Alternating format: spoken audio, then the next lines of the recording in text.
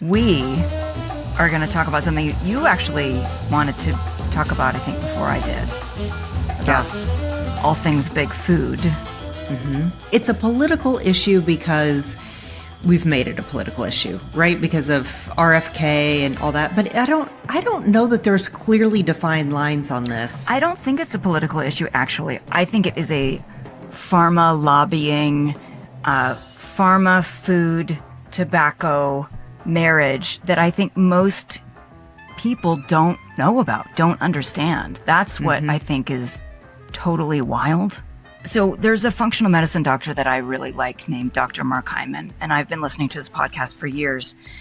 And then when we were doing the Ozempic episode, I did some research and I came upon Callie Means and Casey Means, not knowing that you had listened to them.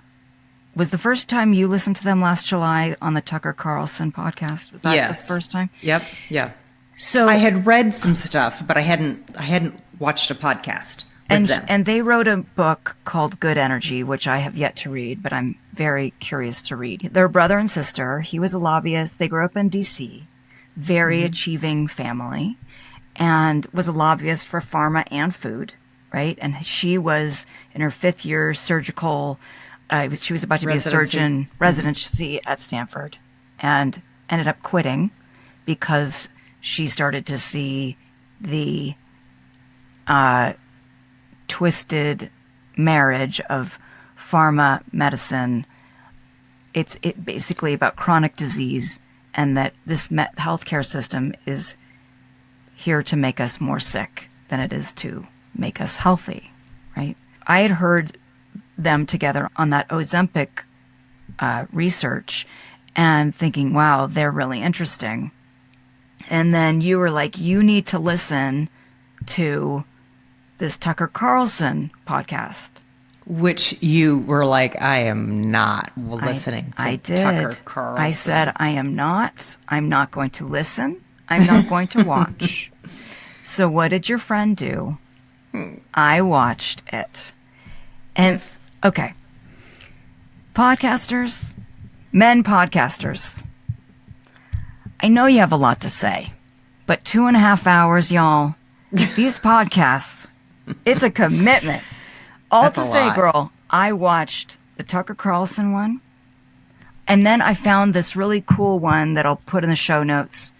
It's a woman named Courtney Swan, and she has her own podcast called Real Foodology. I totally recommend that podcast. And then I listened to Joe Rogan, which I'd actually never listened to a Joe Rogan podcast, which again was 2.5 hours, but it was Casey and Callie.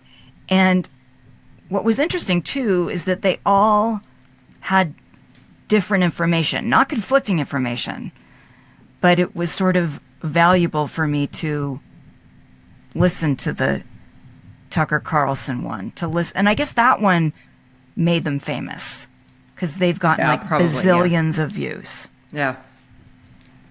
Because of the COVID-19 crisis and how it was handled or not handled or mishandled or certain, that we as a society started to wake up and say, wait a minute, what are we putting in our bodies? And obviously you're seeing, more Alzheimer's, more dementia, more obesity, more chronic diseases like never before. So there was almost like this perfect storm they're suggesting of awareness that people are like, wait a second. And so maybe it was that Republicans, if you were leaning more right, that you had a greater affinity for listening to this conversation on the heels of COVID, because, that was such either people were completely against the vaccine or I took the vaccine, but I'm like, I'm only going to take the first one. Then I was like, wait, there's a lot to this. But then there were so much about the crazies coming out about ivermectin, and that's completely insane, and how could you do that? Do you remember Trump, though, with his bleach suggestion? I know, but he didn't there was really so say much that. I'm talking about when Trump was like, people didn't bleach, know yeah. anything. Maybe we should just drink bleach. He was kidding, and he didn't. I mean, and I don't think people that take it seriously. I don't know that anybody drank bleach because Trump told them to. I think they did. Okay, so anyway. I feel like I feel like there was so much pushback against COVID and the vaccine that kind of made everybody stop and take a look at, what is the government telling us to do? Do we have a right to say, no, you shouldn't do this? And what else is the government telling us that we should do that maybe we should take a look at? I mean, do you feel like that? Like this kind of all started with kind of that thinking? I don't know. Because as I've been deep diving,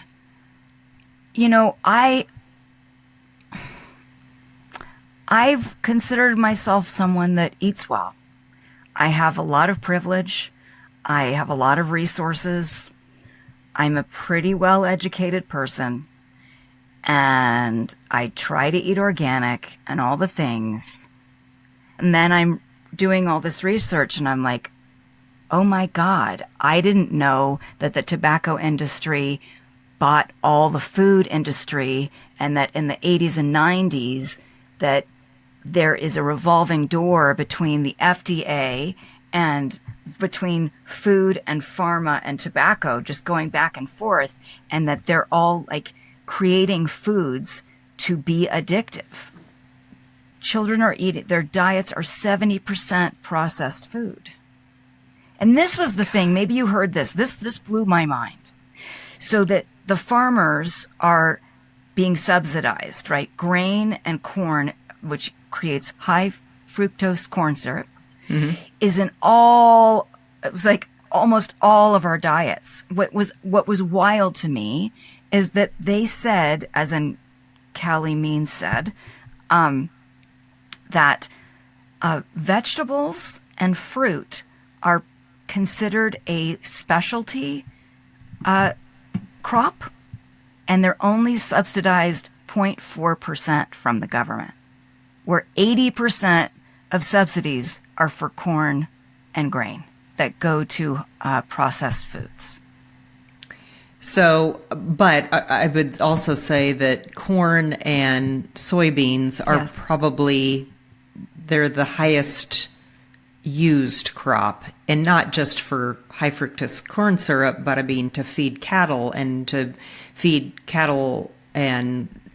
livestock throughout the whole world. So, I mean, I'm sure your figure is right, but it's not just to produce. I think that corn and soybeans are the highest agriculture produced product. God, I don't even know what the word I'm looking for is. The product that we produce the most of, because it goes to so many. I mean, it goes to, gasoline and ethanol and, The thing that I wanted to look up was that Pharma spends 5 times more on lobbying than oil. It goes pharma and then food, and then oil is 5th. That's what I want to say. The thing that came up over and over again was how, like in the 1960s, well, I guess it goes back to, there was this whole thing about Rockefeller in 1909 wrote this bill, and it hasn't been changed. It was about supporting invasive surgeries versus seeing what's going on with what you put in your body. And starting, I guess, in the 1960s, the Sackler family, who has created this epidemic, this opioid epidemic, they created Valium. And in the 60s, 30% of women, in the 1960s, the birth control pill and then Valium were the first drugs given for life, like in perpetuity. In perpetuity? In perpetuity. In perpetuity, where before you would take something to get well and then you were off of it. And it became sort of a business model. And 30% of women in the 1960s were prescribed Valium to be better mommies. Oh, yeah. My mom was given speed because she was so tired.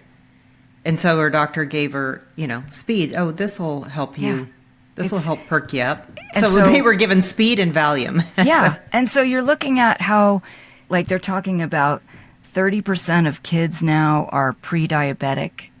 And I saw that they're too. talking about Ozempic prescribing them for 6-year-olds. And we're not actually talking about how do we make our crops regenerative? How do we help our soil? How do we help? Oh, this was the other one, Jolene. Food stamps, the SNAP program.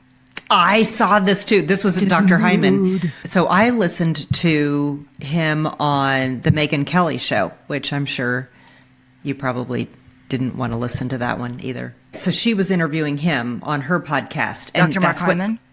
Yeah. And when he said that with SNAP right now, that 20% of Coca-Cola's profits, annual profits, are from the SNAP program. I thought it was 40%.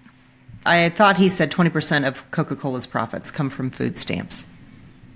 Of their annual sales. And again, maybe we should Google this together, because Callie said 40.2% of Coca-Cola revenue comes from SNAP. I thought food stamps, you couldn't buy junk food with food stamps. Girl. I didn't realize that you could. Here's the thing. Coca-Cola is cheaper than water. That's what they're saying. Another thing that was wild is that in a lot of low-income areas, there are food deserts. There aren't organic farmers markets, you guys. Like, there are fast food places. And the reason a Big Mac is cheaper is because it's filled with ingredients that are subsidized from the United States government. And so all of these, the SNAP program is in bed with the lobbyists who are in bed with the corn farmers and the soybean farmers who are growing their product to go into high fructose. If we as a government subsidized greens and avocados, like, what would that look like? The Diabetes Association gets funding from the sugar company. So does the American Heart Association. American Heart Association gets $192 million from food and pharma per year. Yes. The food industry also aggressively lobbies advertisers for Nickelodeon. So you see Nickelodeon programming, and it's all the advertising is junk food. Yep. Just like you watch any news show in the evening, and it's all pharma. Yep. And the ones that make me crazy are the pharmaceuticals that are the pills to help with the side effects of the other pill. Yeah. But I need to go back to the please. farmers, because when you said that are using to subsidize the corn and the wheat, or the beans and the corn for high fructose corn syrup, I just want to make sure that we understand that there is so much more that corn does than just to make high fructose corn syrup. Of course, but also... Yeah, okay. Let's not demonize the farmers. No. Okay. No. I don't want to demonize... No, the farmers are getting the raw end of the stick. Okay, yeah. I think the farmers are having to grow and produce and use pesticides in a way that is also poisoning the crops and poisoning us. It's not the farmer's fault. Yeah. It's the demand, because it's too difficult and too time consuming to try to farm regeneratively. It takes a lot of time and energy, and the demand. It takes a lot of money. It takes a lot of support, and their soil is already ruined. They were saying that, as in Callie and Casey, were saying that the United States uses 10,000 chemicals that they spray on their foods. Europe uses 400. And the reason is that there's no regulation on it in the United States. Well, there is regulation. It's just, it's a lot broader than there are. You can't just use anything. I mean, there are regulations. 10,000 chemicals is a lot. Right. Yes. I agree. I mean, you had mentioned it in another episode about you dealing with your own food, your own production, and that Canada has dairy restrictions that Yep. you don't hear. Yeah, right. We both agree that this is really messed up. And we started this with the functional medicine that, as Dr. Hyman talks about being a functional medicine doctor as opposed to a conventional doctor that is writing prescriptions for the different problems that you have instead of taking a look at a holistically or looking at this holistically and being able to identify, okay, what are all the things that are happening with you? Let's identify, what are, instead of treating these symptomatically, what are you doing holistically that could be contributing to, all of the things that you have, whether you're diabetic or migraines or depression, all of the things that are happening. And it all comes back to what we're putting in our bodies. Yes. And that so much of that is driven then. So then if you dial in on what Callie and Casey Means have done and what Dr. Hyman has done, dialing in on like the system of our food and pharma and the lobbying agencies. So the thing that Dr. Hyman had just talked about, or I guess Megan Kelly brought this up, that Callie Means had gone in front of, and I believe it was in Arizona, had gone in front of their legislature to talk about getting crappy foods out of their SNAP system. Yes. And that bipartisan support against the bill. Like both Republicans and Democrats were like, no, we're not going to do that. You can't tell us that these problems that the Americans are having are due to their diet. It could be exercise. It could be other external factors. And they're going, what? No, take a look at this. So that's where we are. And until again, I don't think it's a political issue because I don't think it's one side or the other. I think it's politicians being driven by money. Yes. And they're married to Pharma. They're married to their constituents that, these corporations that give them money. I mean, yeah, it's maddening because the pharmaceuticals are in bed with the food and that we're in a healthcare system that rewards doctors for writing prescriptions, right? Versus like, okay, and I'm going to take my example as being diagnosed with osteoporosis. And we talked about this in another episode. I'm very conscious and very interested in changing whatever needs to be changed. But I went to 2 different doctors, a endocrinologist and a rheumatologist. I was 54 years old, lean, athletic, capable. And they just looked at my bone density scan and they're like, you need to take this drug and you have to jab yourself for the rest of your life. And it is $4,000 a month. Oh my gosh. $4,000. But insurance will cover it. And I remember thinking, and I was on the phone with the nurse that was training me how to do the injection. It was this whole thing, like it has to stay refrigerated. It was like, your life is changing. And so she's telling me all of the side effects. And it was crazy banana time. Like, I am going to possibly do this to myself, and I would be dizzy, nausea, like you name it. They were, diarrhea, constipation, all the things. And I had this feeling in my body, and I was like, I cannot do this. I will not take this drug. She's like, okay.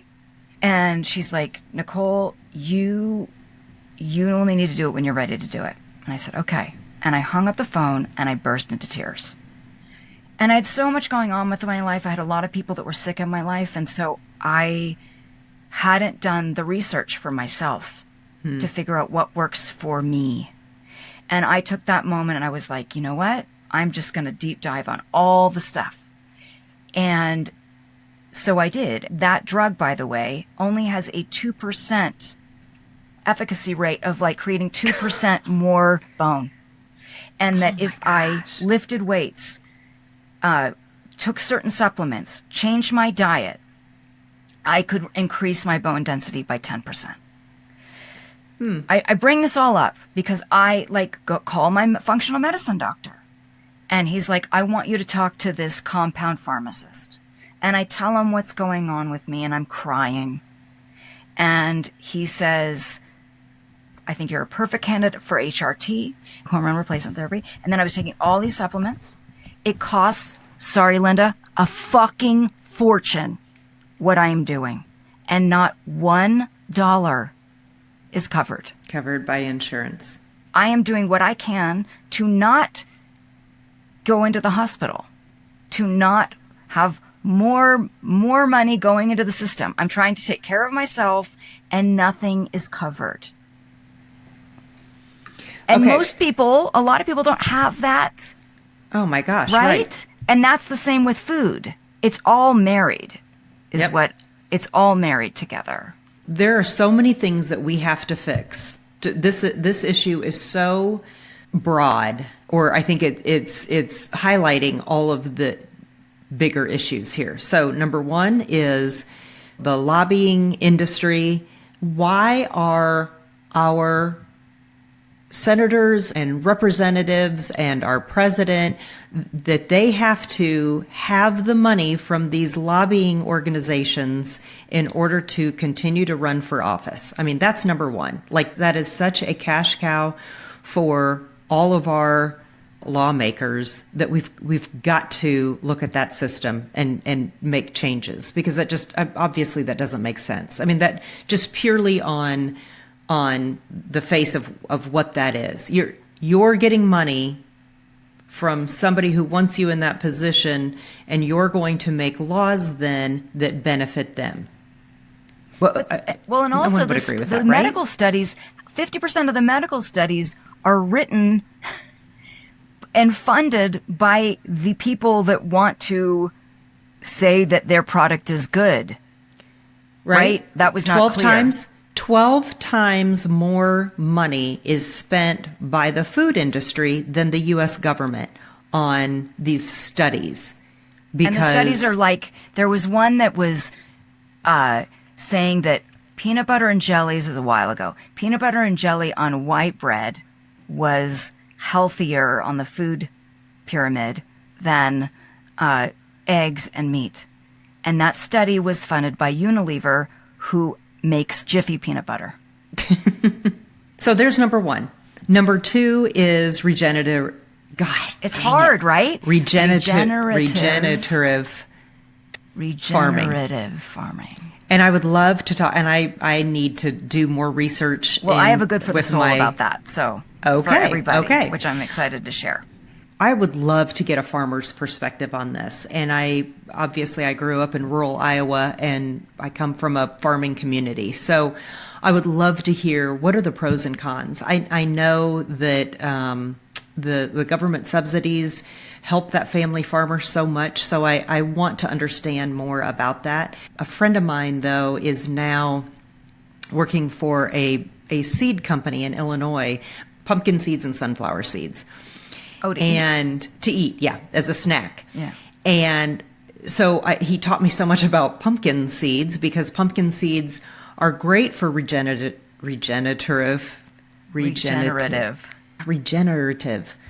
farming, because you can harvest a pumpkin, take the seeds out, till up the pumpkin meat itself and into the soil, and it's great for the soil and all that. It takes less water to grow a pumpkin than it does any other seed out on the market. It's so interesting, like, to talk about, and you're going, okay, why aren't we eating more pumpkin seeds? Hell with almonds, let's eat, pumpkin seeds, because, so much less water to get them to grow. I want to understand more about, from a farming perspective, what does that look like? And what are the farmers being rewarded for? Is it... Right, exactly. And are they being pressured to use Monsanto, or Roundup? Yeah. Is that what it's called? Roundup? Yeah. Yeah. Or whatever said chemical that someone has lobbied for these people to use. I mean, you know that Bayer and Monsanto came together, and Monsanto is creates non-Hodgkin's lymphoma, and that Bayer makes the drug that Drug? that's my dad. So Josh grew up next to Monsanto, the plant in St. Louis. Mm-hmm. And his dad has Alzheimer's. And he had cancer. Yeah. I don't know. But I am curious about, I would love to hear, maybe we can circle back another time, talking to farmers, the farmers that you know, like because what I'm thinking, and even what Callie was saying when he talks to senators and congresspeople, they aren't like malicious about it. That most of them don't know. Yeah. It's about not knowing. Yep. And so I'm wondering, like, what are the pressures that the farmers are getting? Because this is an enormous overhaul. You go to another country and eat their food and you feel better. Yeah. Your digestion is better. You're not bloated. Like, there's all kinds of real things. And why are we so against going to the root cause versus just throwing a Band-Aid on it or taking a drug because it's convenience. It's all been convenience driven. And Dr. Hyman talked about this, and I think you touched on this too. In the 1960s, with the liberation movement for women don't have to be a stay-at-home. You could go have a career, you could go out. So then we had the evolution of, he talked about Betty Crocker was invented. Betty Crocker's not a real woman, that she was invented by the food industry to come up with the Betty Crocker cookbook that was using shortcuts. I mean, using, cans of soups and add that to, your pre-made pastas and how it was convenience, that we're trying to do more and more convenient things to allow women to do more and men to do more. I mean, frankly. Yeah, I mean, because I want to say, just like you said about you don't want me to demonize the farmers, which I am not. I respect. It's like the hardest job ever. I don't want to blame the state of our health and our sickness on women. Yes. No. Because to me, I'm like, when these men say that, I get it. I totally get it, Jolene. But I go, this is interesting. But it is kind of the evolution of, grandmothers used to make everything homemade, right? They were making their own breads and all of the things. And for many reasons, we've become a society then that depends on convenience. And so then you look at the food deserts, and you look at those underserved communities that don't have the grocery stores, or to your point, the farmers markets, but even the grocery stores that the grocery stores have, and if you have food stamps and they only go towards like processed food, that's where they're going to get the most stuff from that amount of money. Right. Again, though, Dr. Hyman talked about, have you heard him talk about the family in South Carolina that he spent some time with? That he went to South Carolina to a family that both parents were overweight, kids were overweight, and he went in and he worked with them for a week to look at their kitchen, to look what they were eating, to look at their food situation. And they didn't know how to cook. The wife didn't know. I mean, she knew how to open up cans and she knew how to heat things up in the microwave, but she didn't really know. She didn't have recipes. She didn't know how to go to a grocery store and utilize her stamp or her SNAP food stamps to buy, the best food to make for her family. They ended up, losing tons of weight. The dad was on dialysis because he was in kidney failure, and all the things. And again, we've stopped educating. I think it absolutely is education, but I do think that there's so much brainwashing. Meaning like the amount of pharmaceutical commercials, sugar like everything, and the food is built. Yep. It is built. It's not really made. It's built to make you addicted, to make you want it more and more and more. If these tobacco companies realize, everybody now knows smoking isn't good for us. What else can we do? Oh, let's buy the food industry and make those foods more addictive. Yeah. Yep. I think there are so many different facets that need to be attacked with this whole issue that, I mean, it's not going to happen overnight. It's not going to happen in the next 3 years. I mean, this has to be a change in our thinking and in our processes from a legislative standpoint, farming, grocery, all of it. I hesitate saying that all big pharma is bad. You know, I look at... Oh my gosh, they saved my dad so far, and they say, like, right. Yes. And you look at how much money it takes to do the research that they are doing. And so, I mean, when they, you know, talk about the profits that these pharmaceutical companies have, I do think that there are good things that a lot of the pharmaceutical industry, we can't just, again, demonize an entire industry. There are problems. We all see them. We all are now aware of them or becoming more aware of them. And I look at all of our products are non-GMO. All of our ingredients we use non-GMO ingredients, non-genetically modified organisms in all of our ingredients. For those people that think that that's important to them, God love them. I'm glad that they want their wheat that has not been grown in a lab, that wheat has been planted and farmed in the sun. Yes, and that seed has not been modified to make it more resistant to insects and drought and all that.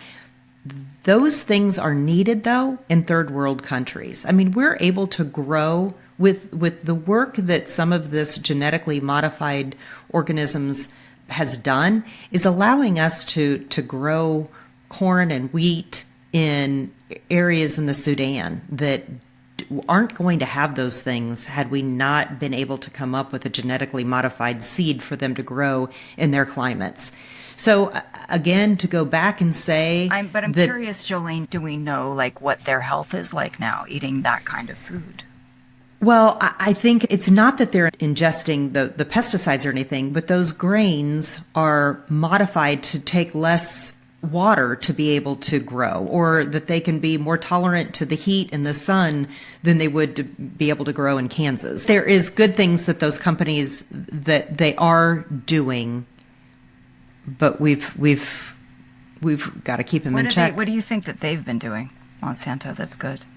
They have a division of their seed company that is developing seeds that can be used around the world, these modified seeds to be able to grow in climates that wouldn't be able to under normal circumstances. I'm skeptical of them, I have to say. Okay. I'm with you. I absolutely am not trying to say if you're sick, don't go to the hospital or don't trust your doctors. If your doctor says you have cancer, I would do the treatment they suggest. I'm not saying that. Yeah. But right. I also think that if we're looking at a society, an American society, where there's an enormous amount of obesity, enormous amount of diabetes, enormous amount of cancer, they were talking in these different podcasts that this next generation might not outlive their parents. I think that's chilling. Are we already seeing that? I think that's a fact. I think right now, and the fact that it's like, okay, let's give them a drug versus let's do the hard work. Yep. Right. And change our food source, change our soil. I mean, it's deep, Jolene. It's the soil, it's the air, it's the plastics we ingest, it's all of it. And yes, it's out of convenience and it's out of what's the highest profit margin. Yep. So I think going back to how we started this, functional medicine has absolutely changed the way that people are looking at their health now, and they're able to take the veil off of, we used to go to the doctor and say, I've got this problem. The doctor gave us a pill. We said, okay, thank you. And we walked out and we did it. Like, we didn't question it. We didn't question looking at everything else. And I feel like we're finally at that point starting. I mean, I think there's a small minority of people that can afford to go to a functional health physician, right? Because they're not covered by insurance. I think we're finally starting to shed some light on this, and it starts with us. If there's any sort of positive, is that we're all can awaken and make our own choices. But Yep. I know that conservatives, generalizing, do not like regulations. Is that fair to say in their government? Well, to a degree, I mean, it depends on what you're talking about. Well, so because RFK is now the health secretary, do you think conservatives are open to putting regulations on the toxins the pesticides we put on our food, of looking more at regenerative? I just said it right. Oh my God, that was so good. That was a good one. Regenerative farming, because that's something that I really think as we liberals could totally get on board, and we can have a win together. Really, it would be an incredible thing for I agree. us to hey, y'all, we all are, how do we make ourselves better? This is not a partisan issue. Right. 100%. I don't know one person that doesn't want to feel good. Right. Well, and Or I think spend a lot of money on health care. Let me ask you this. Do Democrats think that Republicans don't want clean water, clean air, clean food? No, we don't. Don't think that we want that? Or No, we don't think that you don't want that. don't want. I'm not going to speak for all Democrats. That I was curious for myself. I know that regulation, you're not into that stuff. But could we come together and be we have to stop this madness? Yes. We all want to be healthy. This is banana time. What can we do to make our soil clean and our air clean and our food clean, and so that everybody has access to green food? And listen, and in that regard, I am not saying don't drink your Coke, don't go to get your Big Mac, but you have access to the fresh food. And I am a believer that if we're spending money on food stamps, if the government's spending money, those stamps should go to Whole Foods. Yeah, I would Only agree. Whole Foods. Yeah. I didn't realize that you could I didn't know it either, because it's just making our chips population sicker. and soda and candy bars on SNAP. I didn't know that. I didn't know that. So, yes, so on behalf of all Republicans, yes, we also want these things for us all. But when you talk about regulations, it shouldn't be the regulations, though. When we talk about Republicans were fighting against, when Democrats said in California, all cars must be electric by 2030. If you don't have the means to back that up, then you can't make this blanket, we've got to make sure that there are no pesticides used on the crops by 2030. Okay, no, you can't just say that. You can't come up with a policy. I don't think that works for anything. I agree with you in that regard. I think it's bullshit when people say that. Yeah. Listen, and I have got a second good for the soul that has to do with my swearing. And I've done such a good job not swearing. It's really hard not to swear in this particular topic. But I do think it's complete bullshit that when you say, like you said, electric cars, blah, blah, blah, blah, blah, that doesn't do anything. I want the actual steps. What are we going to do? Where are the steps? What are the steps?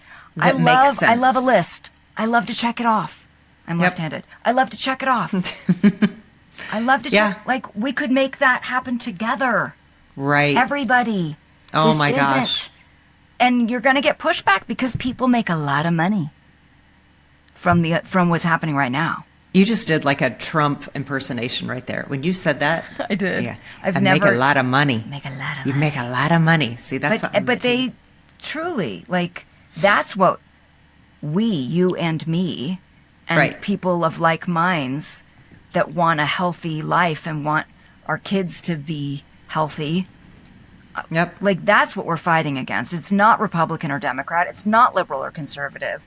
It's Who's paying the bills? who's paying the bills?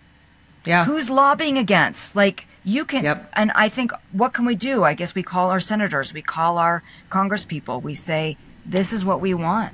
And we're not Yep. going to stop calling until we get what we want. Yeah. It's a hard ask. Yeah. But it has to start with having that conversation with the Yes. farmer and saying, okay, what are you being incentivized on right now? Exactly. How do we switch this? That's right. Let's have the conversations with the grocery stores, with the Krogers and the Albertsons and the Walmarts, There and say, clearly how are do we, incentives. right, how do we get this to work for everybody? That's right. How do we change it? Step by step, check by check, Yep. not by 2030. Because then what happens is the can gets kicked and nothing gets done. And everybody says it can't be done. Right. And so then nobody works on anything. That's right. And the politicians are like, well, I said what I needed to say. We need more functional health doctors and nurses Yes, we do. and physicians assistants. Let's incentivize, our med schools. Why That's is this not being taught in medical school? But why is there not maybe a clearer path for a functional medicine doctor to get student loans and that type of thing? Well, it's or also- to then go work in the lower income and the underserved communities to help them. Well, we all need help, Yeah. right? We all need help. But you and I have the resources For sure. to get that help. For Whereas, somebody who's dependent on SNAP and doesn't have those resources, then Absolutely. Western medicine was founded on, like, you all have specialties, like the neck and the head, and the Yeah. functional medicine doctor's like, I want to know all about you. Yep. Are you sleeping? Are you getting outside? Do you see sunlight? Are you depressed? Do you have sex? All the things they want to know. Okay. Here's the other thing that I think is I don't know if this is revolutionary, but didn't we just lay off a whole bunch of government employees through Doge? I bet we could get them to start working in these areas. Isn't Girl, that a great you're singing idea? my language. What the hell? And this is the ironic part is you're pro Doge, and now you want to take those people and make. Listen, Let's put them to work on things that are important. I agree with you. 1,000 gazillion %. Yes, Oh my God, please. I love it. Okay, good. Give me your good for the soul. Okay, I have two. One has to do with swearing. Hold on 1 second. Everybody, Sorry, hold Linda. on. This is for Linda. Listen, when I got this article, and I'm going to put it in the show notes, it's from Time Magazine, and it's an article called The Surprising Health Benefits of Swearing. Okay, everybody. So this will go in the show notes so that you can read it too. Here are some highlights. It can help you tolerate pain. You'll work out harder. It can help you regulate emotions. And sometimes, except with Linda, it can make people feel closer. So that's one. That's my one good for the soul. But this one, we'll also put, I think we should put in the show notes all of the episodes that we all watched. Referenced? I Great. can't believe it, the Tucker Carlson one, the Joe Rogan Megyn one, Kelly, the Megyn Joe Kelly one, the Dr. Mark Hyman one, the Courtney Swan Real Foodology Oh, yeah. one. This is a documentary from several years ago that I loved. It was 2019. It's on Netflix. It's so amazing, and I will also put the trailer in the show notes. Do you know The Biggest Little Farm? No. I just got chills. Okay. Okay. It is all about regenerative farming. And it's about Okay. a couple in Southern California, and they were in their own careers, and they decided to buy a piece of land and try to create this farm. And it is this beautiful documentary about the trials and tribulations of this kind of farming and the beauty. And you see like that everything's connected. The bee to the soil, to the pig, to the cow, to the bird, to the seed. It's beautifully shot. And I want to talk about it after you watch it because, and I just thought everyone, considering we're doing this show today, please watch this. Please, please educate yourselves because we need everybody to do this because we can only change it by changing how we spend our money too. Yeah. Okay. What is your good for the soul? My good for the soul is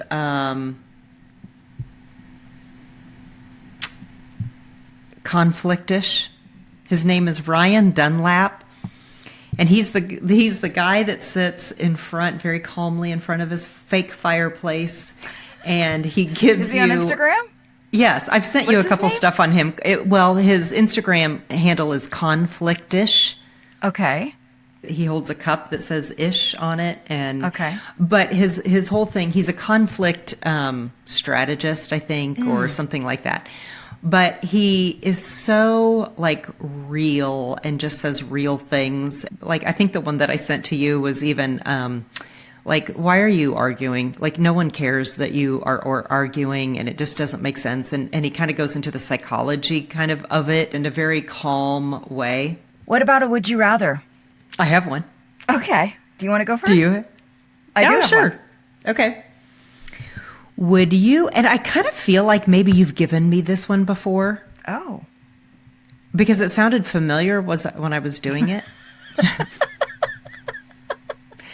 All right, Okay. well, let's see. Would you rather have the ability to see through people's clothes? Oh my God, I did not give you this. Okay. It was a similar thing. Okay. Or to read their minds. Read their minds. Would you rather see their woohoo or would you No. rather read their mind? Read their minds. Read their minds. Do Hands you down. really? I don't know that I want to know what somebody's thinking. I know it's Right? a big risk. It's totally a big risk. But seeing their bodies, Come on. Are there some people that you're like, well, sure. Sorry, baby. Sorry, Josh. Sure. okay. I know that But was you'd rather quick. read their that minds. was quick. Yes, I probably will regret that decision because I'm so freaking sensitive. Yeah. Then what if Then your I'm like, feelings got hurt? oh, that's how you feel about me. Blah. Or It's okay. what if It'll someone toughen that up. you think doesn't like you and you can read their minds and you're like, oh my gosh, they do like me. That's See, nice. it could go either way. But they could be, let's see, it doesn't have to be about what they think about me. I mean, maybe they're thinking some brilliant thought Oh, right. and I want to hear more about it. Yeah. I mean, who knows? It could go dark quick, probably, reading someone's mind. You're Yeah. like, I don't need to hear any more of this. And if Yeah, you're that's walking true. around and you're just hearing everyone's mind, that would kind of suck. Yeah. Yeah, that's You know what? You might be changing my mind because you could walk around and just see everybody naked in their clothes, which could be a good time. Like, could be a good wouldn't time. that just kind of like change your, as you're walking Well, down you the just probably street? giggle. You just giggle. Right. Yeah. Because you're like, oh, so you're basically living in a permanent nudist colony Yes. which could be hilarious and gross. You would just at the always same kind of time. have like a smile on your face. Well, it's like in the Brady Bunch. I think it was the Brady Bunch where I forget which kid was nervous about giving a speech, and they were like, just pretend that they're all naked in the audience. I don't know if Alice, the housekeeper, told them to say that. And I then feel they're like it's probably that may have been a little risque for the Brady Bunch. I think it might have been, but I think it might have happened. Okay. Why did I hear? I mean, I don't know. Just think of everybody naked Yeah, I've when you're heard that. talking to them. Yeah. And then you would just like permanently walk around your life with a kind of a giggle. Mm-hmm. That might be the better choice, Jolene. So you're changing your mind? May I? Yes. Yes, please. I'll take the naked. Okay. Okay. I'll take the naked. Okay. Okay. I've got one for you. Go ahead. Would you rather be forced to sing along or dance to every single song you hear? Oh, sing. Yeah, because I'm a horrible dancer. So if I could sing to every song, oh my gosh, yeah, I'd love that. But like every song I you would hear, just see naked people and you would just sing. That's basically. So we would do this podcast and you just keep singing and I just keep looking at you naked or whomever was in the shot. Exactly. How much fun would we be just walking down the street together? Fun and crazy. Yes. I love Yes. that. Yes. Okay. All right. Well, thank you, my dear. Thank you, my friend. This was good. Yes, it was. I will see you very soon. Okay. Bye-bye, everybody. Bye. We've Got to Talk is produced across the world by the wildly talented, creative, and hilarious team at Bambi Media. Our theme song is Jump Jive Swing by Space Train Unlimited. Thank you so much for listening, and join us every week for another episode of We've Got to Talk.